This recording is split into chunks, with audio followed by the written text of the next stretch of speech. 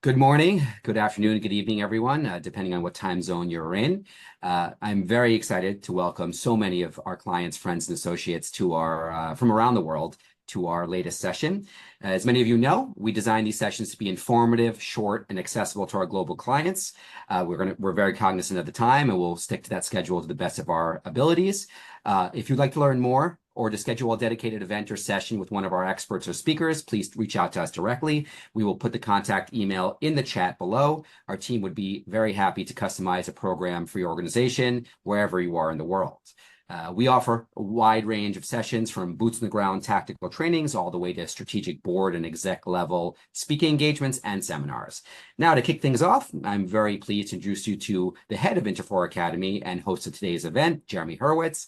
Jeremy is not just the head of our academy, he's one of our more sought after speakers and trainers on the team.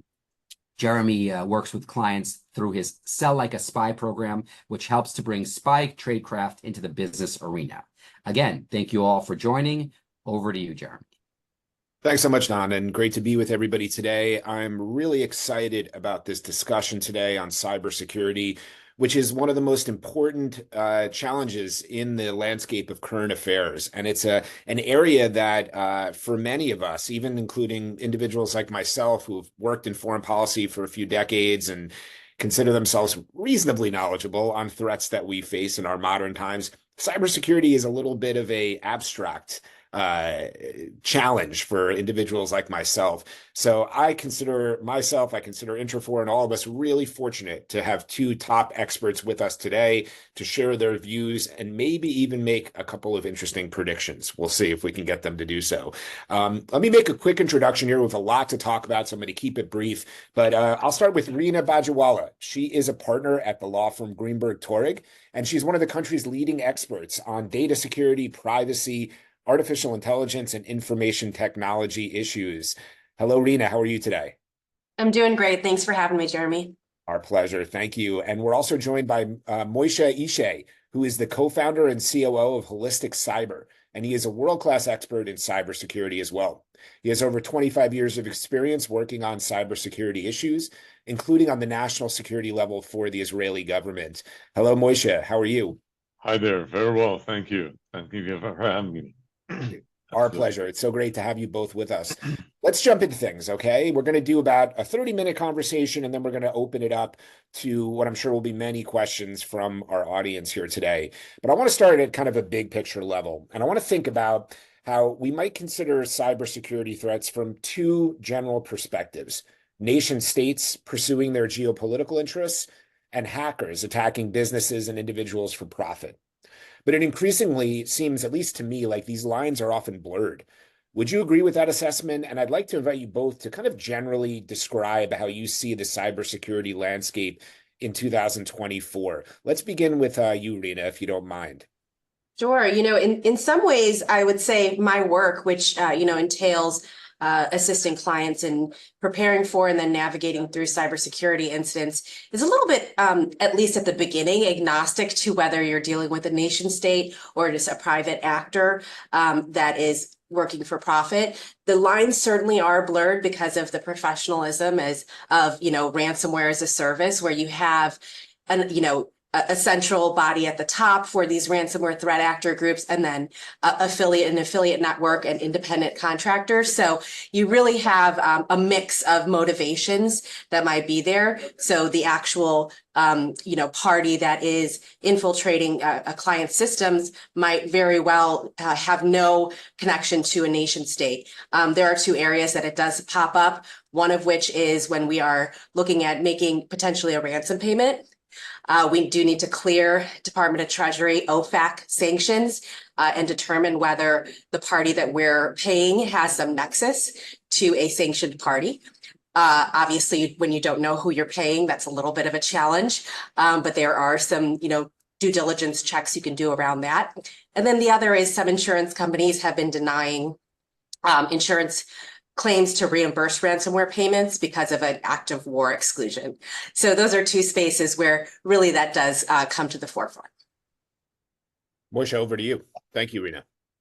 Yeah, definitely. I mean, I tend to agree. I would say that, until a bit less than a decade ago, it was kind of largely accepted that, like nation states will be attacked by nation states and businesses will be attacked by criminals and some terror groups and strip kiddies and whatever, depending, of course, on the context of that particular business sector.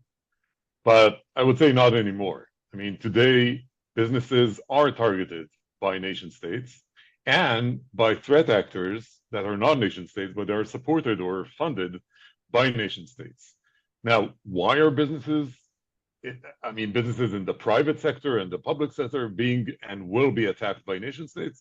Just because, there are several scenarios. Reena alluded to some of them. Of course, stealing IP, for instance, intellectual property, in some cases, retaliation of nation state by posing like interruption in their adversary markets that include, of course, again, the private and the public sector. And we have seen that among healthcare institutions, water, gas companies, in some cases, even universities, municipalities, and more. However, as Reena was referring to, the line is blurred because of another reason as well. Cyber weapons that are developed by nation states that invested hundreds of millions of dollars and hours and days were leaked to the darknet. They are very powerful, and these are, I'm speaking about very powerful weapons. Nonetheless, they are now in the position of cyber criminals. So, eventually the balance was broken. There is a kind of I may say, asymmetric reality, unbearable easiness of bad actors, which are not nation states, to carry out cyber attacks with enormous capabilities, just because now they're possessing cyber weapons that were originally developed by nation states. Think about a conventional kinetic world. Think about ballistic missiles or jet fighters or destroyers, ships, and whatever. They all require enormous R&D investment, of course. But, of course, if you want now to transfer these weaponaries, it will require substantial amounts of physical and logistic arrangements and so forth. However, in the cyber discipline, it's totally different. All cyber weapons are basically like binary files. And of course, the technique and the techniques and the know-hows. So to transfer them from one ownership to another ownership is very easy. That's fascinating. I have two quick follow-ups on what you were just saying. I'm going to stick with you for a second, Moshe. Sure. Again, with an effort to maybe take some of this abstract ideas about cyber weapons without getting into, a morass of details, but what does it look like when there's a really powerful cyber weapon? This is just lines of code, or help the layman understand what you mean. What does this powerful weapon look like? Yeah, so there are many forms and shapes for that. But let's take, for instance, like an exploit, like a 0-day. Now, again, a 0-day means that you have a kind of a backdoor, even though, if I need to be more accurate, 0-day is not exactly a backdoor, but just for the sake of my argument, think about like a backdoor, like a master key. Now you have a system, a given system, whatever it is. It could be a huge ERP system. It could be a core banking system. It could be an API to a running production environment, whatever it is. There are plenty of examples. Now, in order to have that exploit, you need to invest a lot of efforts, as I told, and money. Now, once you have it, and you were able now to reach to that point of now possessing the knowledge, and actually it's more like tactic and techniques, of more like technical techniques, to be able now to intrude, to be able to gain control to that environment, to that foundation. And now from that moment further on, now you're controlling that environment. So that's like a very powerful weapon. Right. Yeah, thank you. That helps a little bit. You can understand that some of this stuff gets very abstract for us. Reena, I want to follow up on something that you were talking about that caught my interest. My background in the security world is a bit in the kidnap for ransom, and in that world, the consultants who know the space very well tend to be able to understand the marketplace, and people find this to be very strange. I wonder if there's a corollary in the ransomware world that you're dealing with from a legal perspective. When there's a ransomware attack, is it pay us $1 million and that's it? Or is there a back and forth at all? And do you sort of assess the marketplace if it's, say, maybe an Iranian hacker versus, somebody from Russia? And feel free to tell me I'm completely off the mark there. No, I mean, look, if it's a ransomware incident, one of the first questions is who's the ransomware threat actor group, or who are they purporting to act on behalf of? And so that usually becomes pretty evident almost immediately based on, a ransom note and the actual files that are encrypted and their extensions. And from there, you can gather information depending on the, how prolific the group is from, public sources, from the consultants that we work with on the forensics and threat actor side, and from federal law enforcement about the methods of that particular ransomware threat actor group. And yes, for those clients who do engage in negotiations, they, to pay a ransom, there often is a back and forth. Interesting. Didn't know that. Thank you for that. I want to ask about something really specific here before we get into some more general questions for the audience here too. On July 26, 2003, the SEC issued new regulations that require registrants to provide enhanced and standardized disclosures regarding, quote, cybersecurity risk management, strategy, governance, and incidents. So I'd like to invite you guys to comment on these new regulations, as well as the increasing pressures that CISOs, Chief Information Security Officers, are under regarding legal scrutiny. And here I'm thinking specifically about the cases involving Uber and SolarWinds, and where they mishandled cyber attacks. And feel free to kind of briefly explain those attacks too, if you'd like. I want to go with Reena first here again. Moishe, you're going to go first on the next one. So thank you for that. Reena, over to you. Yeah, no, the SEC has really stepped into the forefront in terms of regulators in this country on cybersecurity. It's not a sudden new thing. They've really been focused on cybersecurity related disclosures for at least 5 years. But their enforcement actions have certainly stepped up, and they're focused on individuals like CISOs, as well as, the Uber case was the Department of Justice prosecution. But we are seeing the heat turned up on individuals. There are other regulators that are looking at CEOs and other, C-suite executives. I think for CISOs in particular, and I have spoken to a lot of them, there is a real increasing pressure and fear of having that role. And especially for, I would say, cybersecurity professionals that are 1 or 2 levels down, to say, there's a different risk reward to taking on that CISO role today than there was several years ago. So I do feel like that'll have a chilling effect on those individuals really wanting to go to that C-suite, alleged C-suite role. That's another aspect of it, which is a lot of the CISOs will say, it's Chief Information Security Officer, but I'm not treated like other C-suite executives. I don't have the access. I don't have the pull. The CFO can trump the decisions of others within the organization. I can't do that as a cybersecurity executive. Yet, at the same time, if you look at SolarWinds, I'm responsible, the SolarWinds CISO is being held accountable for what a junior level IT person texted relating to the state of cybersecurity within the organization, as well as the SEC filing that was handled, at the board level, at the C-suite level. Yeah, really interesting stuff. And Moishe, I know that you've written about this as well, and you've found it really interesting to get your views on how, C-suite level executives better make sure their D&O insurance policy is together, right? So what else would you add, perhaps also talking about that on this subject?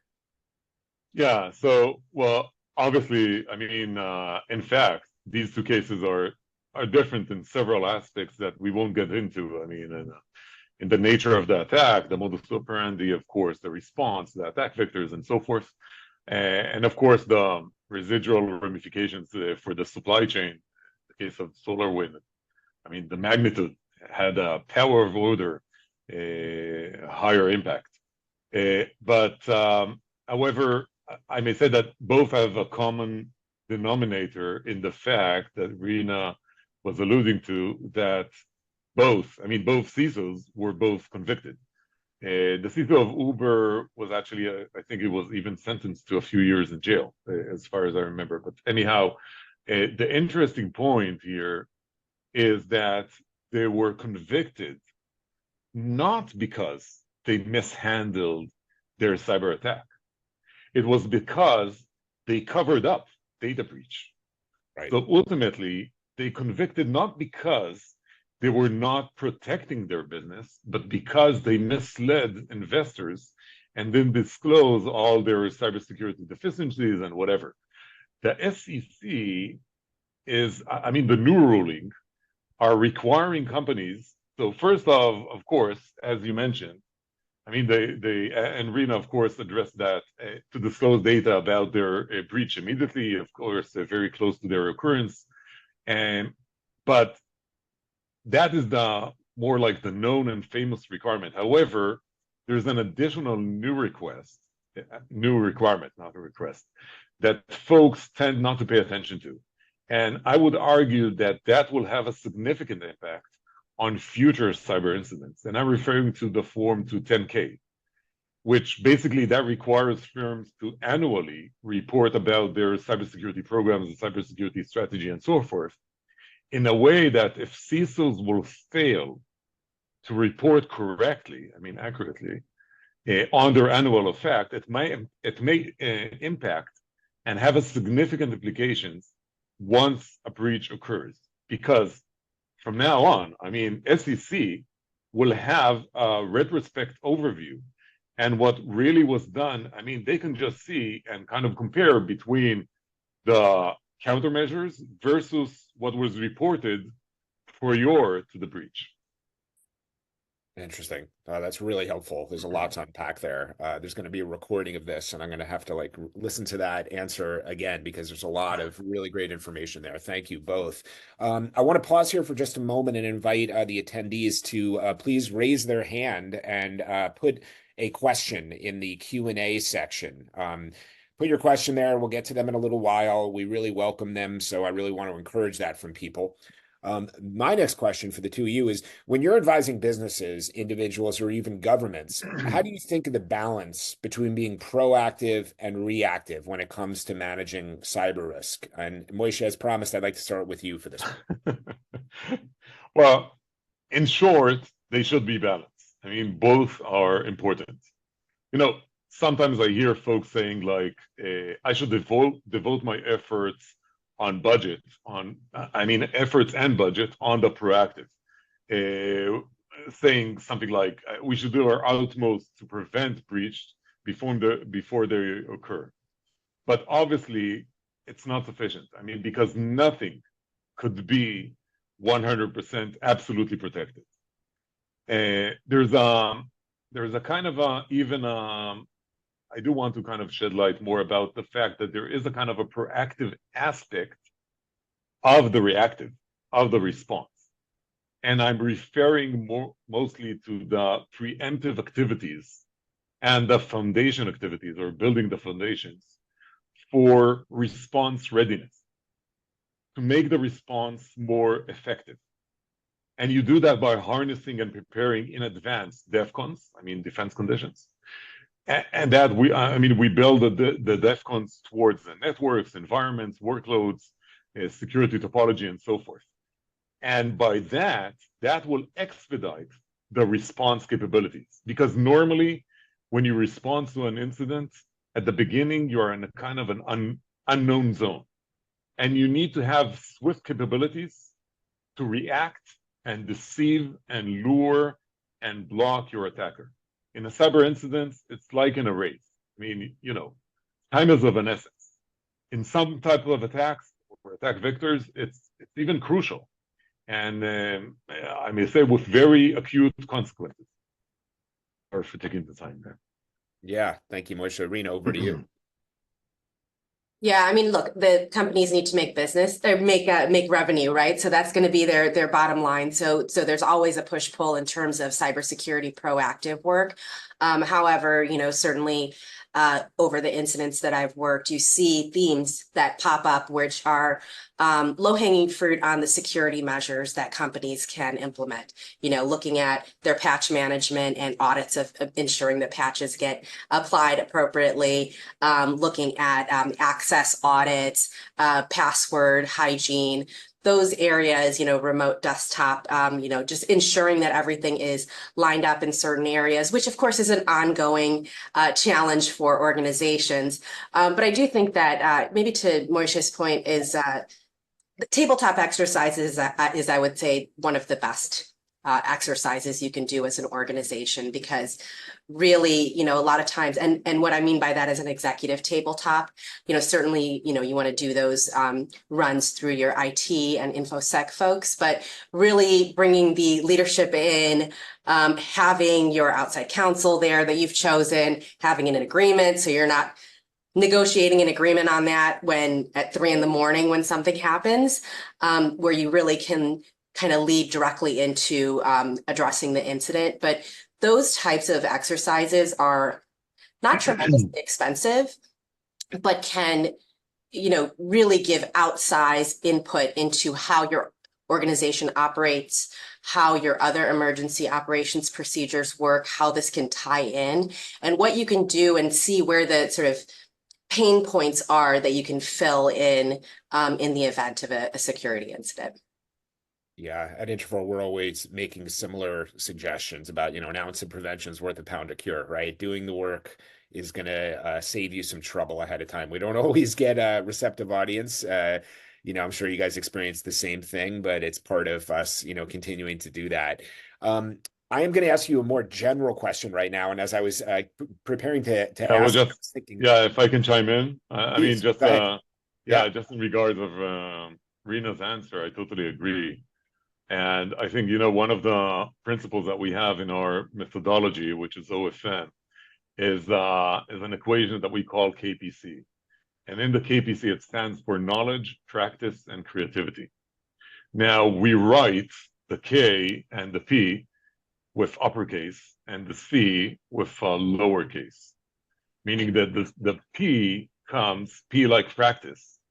It stands for practice, and it's like with a capital letter, just to emboss and to emphasize the importance of practice. Practice, practice, and then when you end up with that, practice again. And there's nothing that you can replace with practice. And you need to have creativity as well, but that's not so, I mean, it should be there, but not the headline. Got it. Thanks for those additional thoughts. I was going to joke around and tell you guys, I'm sure that when it comes to seeing family and friends, you guys are probably always getting pestered with questions about how they should avoid not being hacked. So I'm going to kind of go there right now with this particular question, because the attendees on this webinar are a mix of people, who are, security officers. Some people on this webinar know a good bit about cybersecurity, and some are perhaps like myself, more of a layman. But you two have a lot of experience, obviously, on this subject. Can you step back from some of the down in the weeds questions with the SEC and some of the nation state attackers, and what do you tell those inquisitive family members and friends? What's the inside scoop on best practices for businesses or individuals to manage your cybersecurity risk? Let's see. I'm happy to jump in go ahead, Reena. Yeah, I was going to say 2 things. Well, 3 things. Lawyers should never give a number of things that they're going to say, because it's always going to be more. So at least 3 things.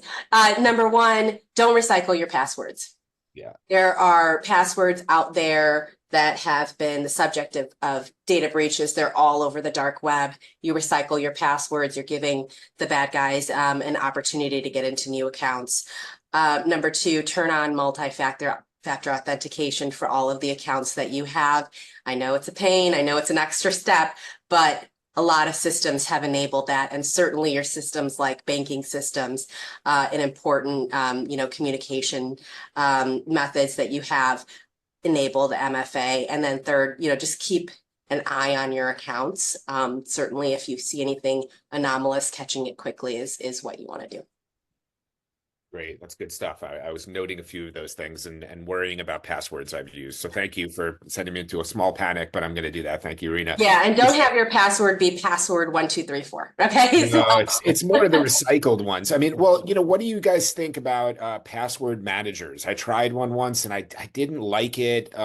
Before I give you the floor, Moishe, maybe Reena, you can comment on that, and then we can pass it over to you, Moishe, to comment and expand on. I like password managers if you are going to tend to use the same, passwords, or, change the number from 1 to 2 or 2 to 3, 3 to 4 in different accounts. What I like is to have a kind of a unique phrase that is just hard to guess, right? A longer, unique phrase where, you had an inside joke with your buddies from college, right? And it's some crazy thing that nobody would really guess, and it's long enough. You're looking at, 12, 14, characters, and it has some special characters and numbers in it. If you have that, will give you some comfort. But if you do hear about a security incident, and if you have, there are places online I've been pwned to be able to see if certain credentials have been compromised in other security incidents. Just do that hygiene so that if you are using something, go and change it everywhere as well after that. Got it. Moishe, what do you think? Yeah, I mean, well, first off, of course, I totally agree with Reena. I'll try maybe to add one more thing.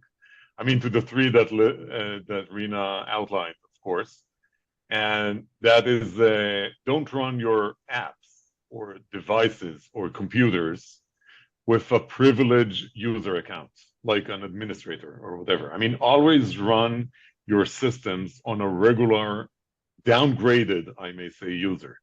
That thing by itself will make an extraordinary difference for your adversary.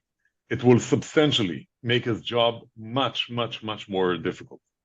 And it's algorithm from the principle of assume breach. I mean, think about as you're using your digital assets, whatever they are, assume breach. I mean, and now think about what happens. Yeah, it could be devastating. Again, this is a particular question I might have to revisit in the recording and take all sorts of notes about it and make some changes. Maybe try that password manager again. I just have one more question for you guys. We might bleed into the section we used for Q&A, and we are getting some questions here. So I want to continue to encourage the audience to put their questions in the Q&A section. And thank you to those who've already asked questions. I want to invite both Reena and Moishe to put on pull out your crystal ball, if you will, and make some predictions for us. What are your predictions or concerns on your mind for roughly the next 12 months? Are you like pretty much everybody here in America and freaking out about the election, or are you thinking about other cyber issues? Moishe, why don't you start with us this time? Well, unfortunately, I don't have a lot of good news. I mean, my predictions or projections are that we will experience tremendous reform. And that's basically because we are in the midst of a kind of a revolution in terms of AI. And, it's developing and unfolding in a very rapid pace. And the cyber aspect of it, I mean, without diving into all the aspects of responsible AI and security AI and so forth, cyber will have an order of power in the impact of our surrounding. It may impact, our democracy, as you were alluding to, engineering opinions, engineering perceptions among the crowd. I'm referring to the manipulations among, and you know what? It's not only about the manipulations across or among the social networks, which indeed exists, okay? And these are, there are viable threats as well. But I'm referring more about cyber operations, about gaining control on our data, on our information assets values. And therefore, in the age or the era of AI, it's about taking control of our wisdom, of the bare foundation or the base of our decision support system, I may say, the way that we will make decisions, the data that we will relay upon. And that may impact in an extraordinary manner, for instance, the reputation of companies, for instance. So instead of harming or damaging or interrupting the operation of companies, and again, I'm referring more to like companies and businesses rather than nation states. So it's more about instead of now having a ransomware attack, or in addition to ransomware attack that I believe will continue, it's now the possibility to impact or to harm the reputation of that company, and that could be very devastating. I don't need to mention. I mean, we have seen companies that crippled because of that. Yeah, in the past. No, really important stuff. Reena, over to you. Yeah, and my answer is not completely different. It's in the AI space as well, and I'll just put a fine point on deepfakes, right, and how much they frighten me deeply. And I know in speaking with law enforcement, frighten them deeply. There was a incident that was widely reported in China where on a video conference, a CEO gave an instruction to wire a very large 7-figure amount in connection with a transaction. In that video conference, that was a deep fake. And so people were live on the video conference, and that was a threat actor. The erosion of trust in our communications and ability to do business is an area of real concern. Yeah, absolutely. We're actually getting some questions on AI. With AI proliferating more and more, how will threat actors use the tools that and what can companies and individuals do to provide users with defense against this growing threat vector? So I kind of read that verbatim. I know you guys were talking already about AI, but why don't you consider that and expanding on your AI concerns? Reena, if you didn't complete it there, I'll give you the floor first. What else about AI would you like to share with this group right now? Yeah, I mean, I think it's going to be a moving target in terms of, feeling secure in those communications, right? Because that one incident that I just mentioned raised alerts all over the business world and the law enforcement world. Okay, now if you can't trust seeing someone's face, seeing them talk, who you work with, who's your leadership, you can't just take that instruction. What other processes are you going to build? What other passwords or mechanisms are you going to have to be able to constantly, as the threat actors are becoming creative and pushing the envelope on what they can do and what they can accomplish, that we're also looking forward and trying to anticipate those novel attack vectors and putting in place some security protocols around it. But it's going to be a lot of reactive. It's going to be a lot of whack-a-mole.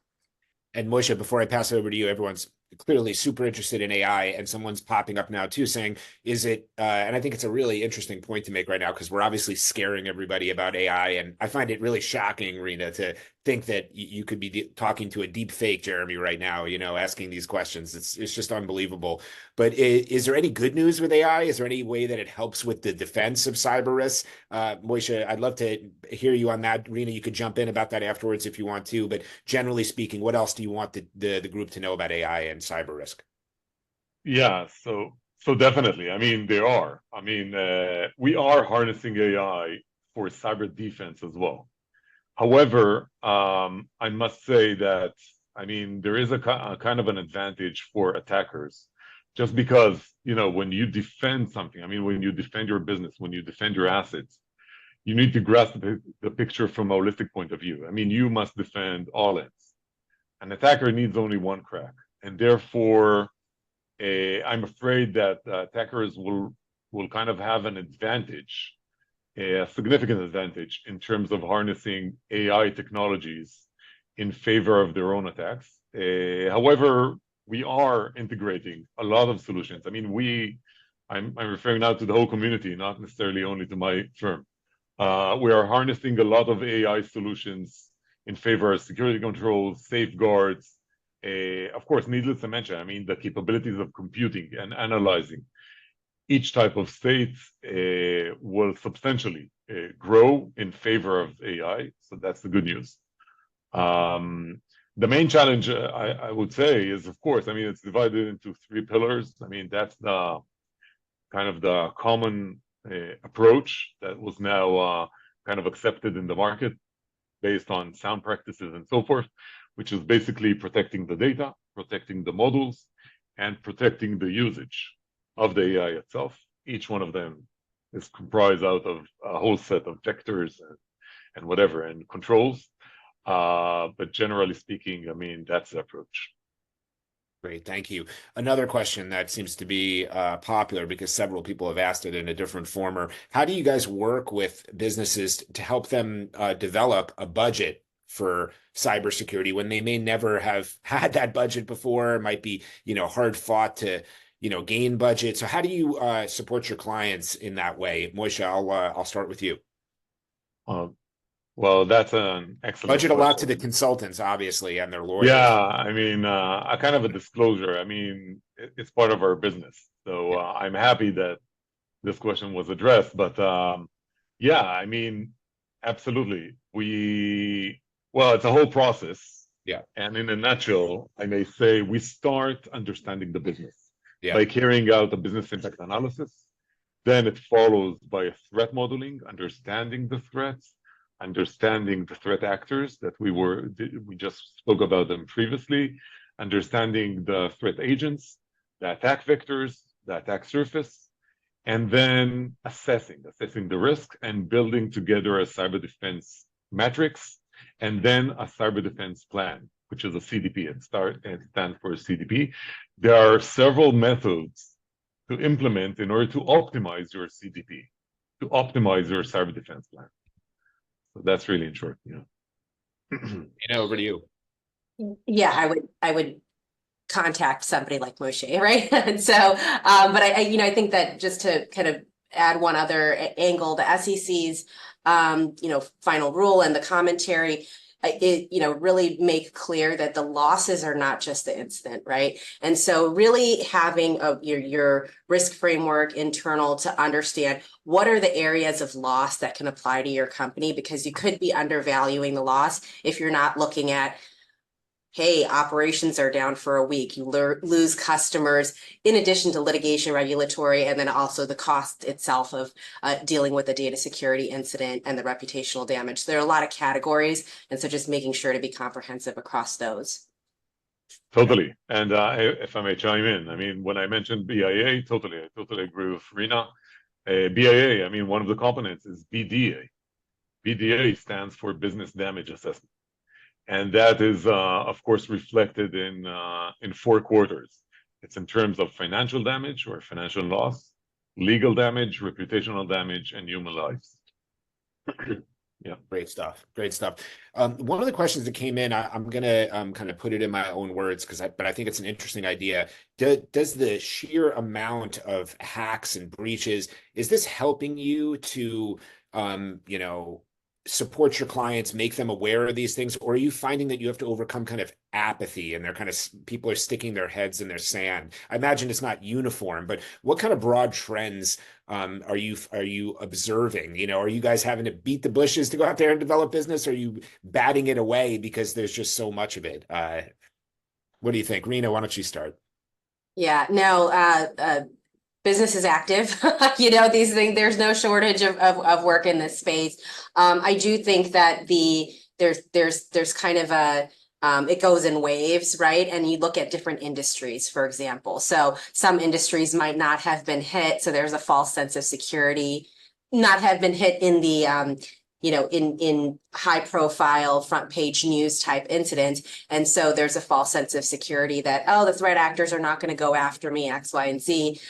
Then one gets hit, and then all of a sudden everybody wants to do some proactive work in that industry. So it really kind of follows, and it's still a little bit more on the reactive side. But I will say that companies across, even smaller companies, are getting more attuned to the fact that they do have to, even if they don't have a lot of sort of consumer personal information, for example, cybersecurity is really important. And I think that, the Target breach gave that messaging. Oh, okay, well, consumer information is important. Payment card information is important. Well, no, your operations and having access to your systems, and certainly the way that the ransomware threats have evolved so that, sure, they're trying to take data, but they're encrypting your system so that you can't operate, and making those things challenging and really kind of hitting different areas of the industry.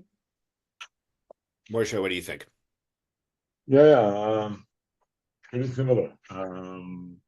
Yeah, I mean, it really depends. It depends on the types of cyber attacks. I mean, in some of the cases we encounter like the obvious and the trivial, and then you ask yourself, it was so obvious that how come? I mean, and these are like the basic type of very novice type of attack vectors. But then you have the more sophisticated and advanced attacks, and these types of vectors are emerging in a very rapid pace. And in these cases, a lot of the cases are that the risk owners, if you want, the business owners, the stakeholders, they're just amazed just because they invested millions and millions of dollars, tens of millions of dollars. It really depends on the size and dimensions of their business, but they invested a lot in protecting their business from cyber threats, and despite that, they were attacked. And the fact is that they need to realize. I mean, we find ourselves that we need to articulate now to them, starting to realize and to be more vigilant of the fact that even by using a technology that you bought, that you paid for, but if that was now tapped, if that was now breached, it may impact your business as well, despite all the investment that they put. And yes, definitely, it's part of the mission. I see that part of our mission, to try to educate, train, and articulate the market. Yep. So we're getting towards the finish line here. I want to squeeze in a couple of last questions. One I thought was particularly interesting here too, talking about kind of the playing field today of cybersecurity risks. In one way, I could ask you, are the good guys or bad guys winning right now? And I guess to drill down a little bit more there, does today's technology give an advantage to folks like yourself and teams defending businesses and individuals, or do the hackers have the advantage? And I know they have advantage of surprise, but where is technology coming down, on the favor of adversaries or the favor of defense teams that you guys are staffing? Let's say, Moishe, why don't you go first this time? Yeah, so I mean, by definition, attackers have an imminent advantage by the fact that they need only one crack, as I was alluding before. I mean, they need one crack to kind of penetrate, and then they can land and expand and whatever, carry out all kinds of lateral movements in order to achieve and gain other assets and controls. However, in the long run, I want to say that the good guys will prevail, definitely. And that's based on the fact that you can see the trends. And there are even very, I would say, brilliant trajectories in regards of the resiliency of given technologies and how they get stronger in terms of protecting their own assets or their own data. But without diving into all the details, and of course, I don't want to exhaust the audience over here with all the needs and greets of the technicalities or the technology aspects of it. I would say that there is a positive trend in the capabilities to protect. Organizations and folks need to know how to use and how to tune and how to balance between these safeguards, between these countermeasures. Just because, unfortunately, organizations, they don't have unlimited time, resource, money to invest on all ends. So they need to understand where should they focus. Great. Reena, over to you. Yeah, I think for a business, decisions regarding cybersecurity are always going to be a risk balance, right? Like you can't have everything so secure that you can't conduct your operations. So I do think it's that there are a lot of tools on the market. It's how much budget you have to pay for them. It's how much diligence you have as an organization to keep up with the constant barrage of, hearing about new vulnerabilities, going and doing your cyber hygiene. The one aspect I'll call out that I think does give you some comfort that there's some progress is, law enforcement has been able to, we had great news about Lockbit, ransomware group, the circumstances are still rare where we see these groups taken down. But I think that, the law enforcement folks that are working really hard to try to track these groups are having some more wins than we have seen in the past several years. Terrific. Well, we're just about out of time, but I want to ask you one final question. I'd encourage you to keep it super brief. You could even just name the country that you want, but which country is the one that concerns you the most, whether it's as a state actor or harboring groups of hackers? Moishe, why don't you finish off here? Yeah, folks would expect me to say Russia, but I would choose China. I mean, if you give me only one, so it's China. Okay. I was going to say the same. So you can say the same too. I'm a former China hand, and yeah. I think it's a no-brainer. It's a non-brainer. Even though, I mean, Russia has its own capabilities, but I mean, if you give me only one, it's a no-brainer. China. Is that as a state actor or just harboring for stealing, industrial secrets? So as we opened, I mean, there's a blued line, right? And we spoke about it. So China has its own impact. I would say that in terms of leakage, we have seen more leakage from the core Russian sources into the market. I mean, into all kinds of several groups that are now more labeled as cyber criminals and cyber terror groups, and say quasi-terror groups that are hired now for whatever. So we have seen more leakage from the Russians than from China. However, they all leak. I mean, I would say even the good guys, if you know what I mean. I mean, even the good guys, they have their own cyber weapons, and they were leaked. Yeah. So no one can, Reena, final word from you? No, I agree, China. I think that's the biggest threat. And, you're seeing both on the cybersecurity side and then, of course, their privacy side. They passed a very onerous privacy bill where they can come in and poke around in multinational systems and things like that. Of course, it's pretty self-serving about why they are doing that. So I think they're sort of, gathering information on all fronts. Now I'm regretting I didn't get a chance to talk more about China with you guys, which is a subject I can definitely get into, and advising.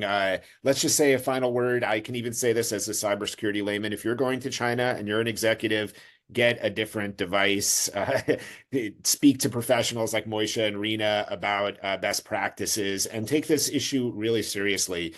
I want to thank both of you, Moishe and Reena, for joining us today. I learned a ton. I'm going to watch the recording to take more of this in. We're going to be sharing a recording with everybody who's attended here today, and I'm sure they could benefit from it as well. Please reach out to myself, to Don Aviv. Interfor Academy is here to help you with a variety of different needs, as Don discussed. And we are taking the rest of the summer off on our webinar series, but we look forward to being with you again in the fall. And wishing you all a great summer, and thank you very much for joining us today.